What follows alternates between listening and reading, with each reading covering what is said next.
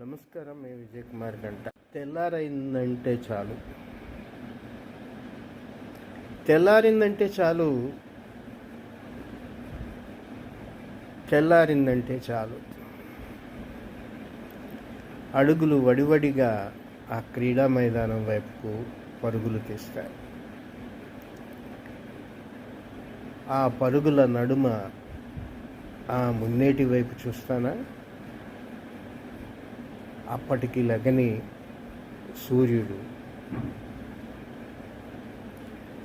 లగని సూర్యుడు మేలుకోవోయ్ అనే లోపు ఆకాశమంతా ఎర్రగా రంగును పులుముకుంటుంది. ఏంటో తెలియని ఉద్దేశం. అడుగులు ముందుకు పడుతున్నప్పుడే ఎర్ర తంగేడు పూలు నవ్వుతూ పలకరిస్తాయి. కొన్ని పూల చెట్లు తమ రెమ్మలను తమ రెక్కలను నేలపై ఎర్రటి తివాచీలాగా పరుస్తాయి. అదో హుషారు. నేను అసమర్థుణ్ణి. ఆకలి దప్పులతో అలమటిస్తున్న ఈ సమాజాన్ని అందరూ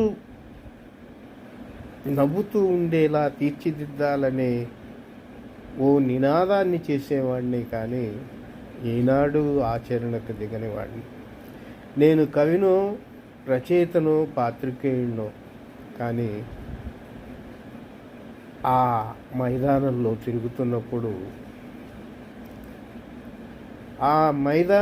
తిరుగుతున్నప్పుడు ఎప్పుడో ఎక్కడో తారసపడిన భాస్కరులంతా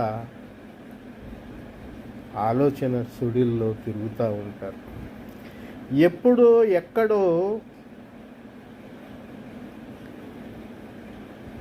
వీరనారులై